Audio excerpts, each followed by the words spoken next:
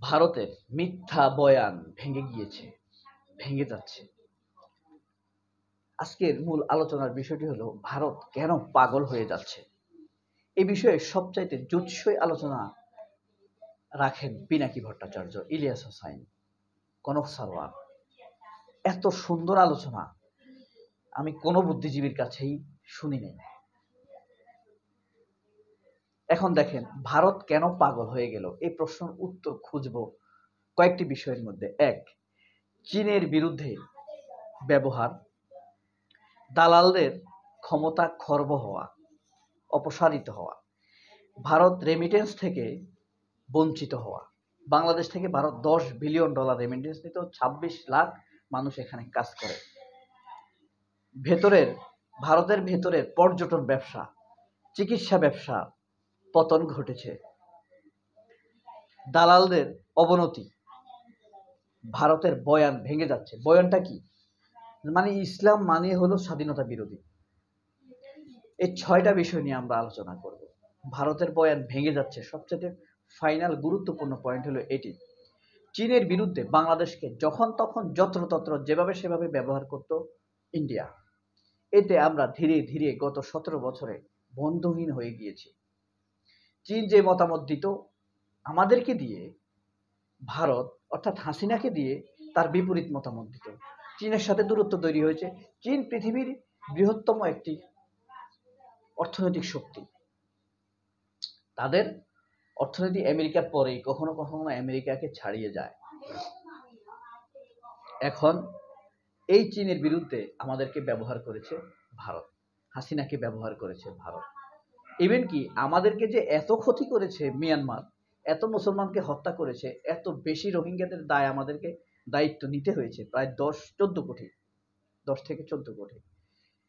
সেখানে আমাদের ভারত বিরোধিতা করেছে। সেই ক্ষেত্রেও ভারত যেভাবে বলেছে বাংলাদেশ হাসিনা সেভাবেই ব্যবহার করেছে। তাহলে চীনের বিরুদ্ধে কিভাবে আমাদেরকে ব্যবহার করলো ভারত? এই কারণে এখন এটি পারছে না। ডক্টর ইউনূসকে সেভাবে ব্যবহার করা কি সম্ভব? সম্ভব না। হয়তো মির্জা ফখরুলকে ব্যবহার করা সম্ভব।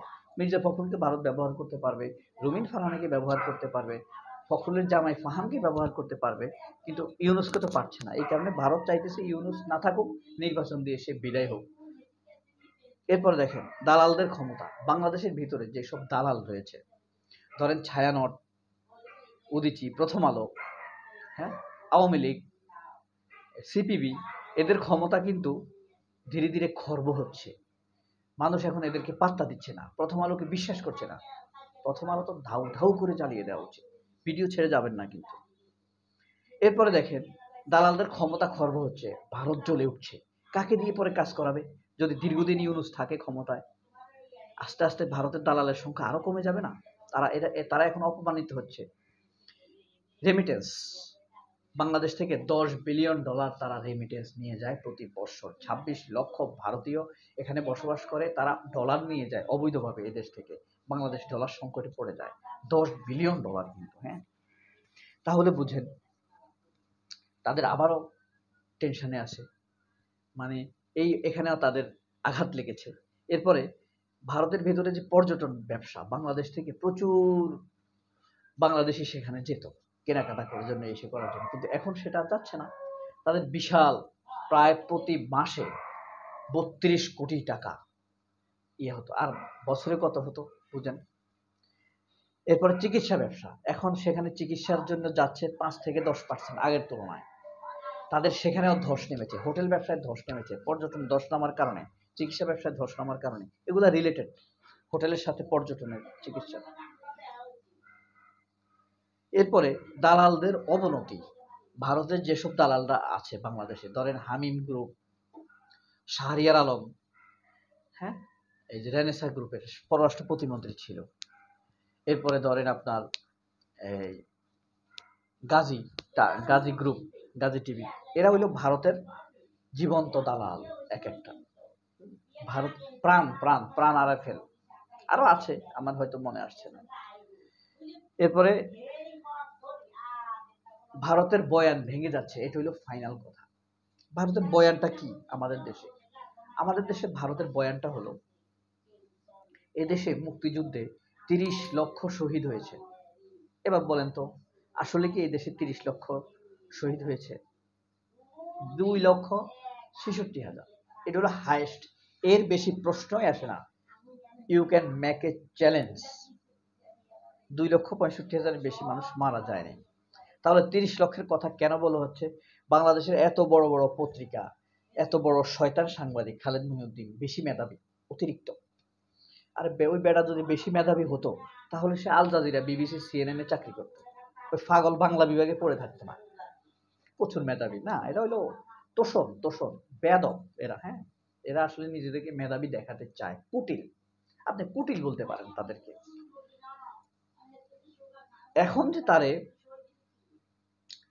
এই যে এরা কিন্তু এই বয়ানকে চ্যালেঞ্জ করেনি। তারা শুনিয়েছে 30 লাখ 30 লাখ, বিএনপিও শুনিয়েছে 30 লাখ, হাসিনাও শুনিয়েছে 30 লাখ। হ্যাঁ, ভারতও শুনিয়েছে 30 লাখ। অর্থাৎ ভারত যেভাবে বলছে, বিএনপি সেভাবে বলছে, হাসিনা সেভাবে বলছে, শেখ মুজিব সেভাবে বলছে, প্রথম আলো সেভাবে বলছে, উদীচী ছায়ানো সেভাবে বলছে।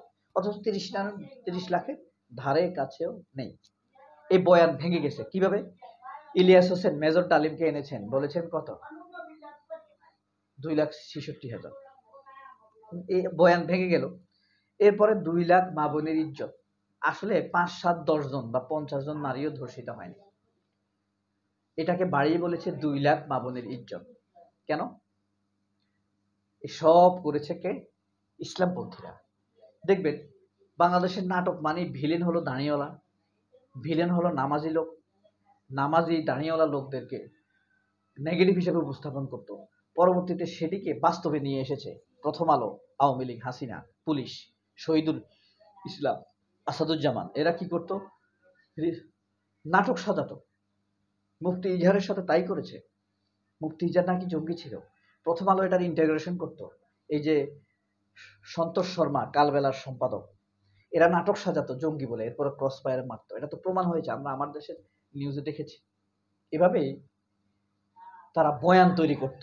আর বয়ানের মধ্যে হাওয়া দিত কিছু পিওর শয়তান, এই যে খালেদ মহিউদ্দিনের মতো। একে কিন্তু চিনে রাখবেন, দ্য গ্রেট শয়তান, শয়তানের বাপ, শয়তানের পোলা।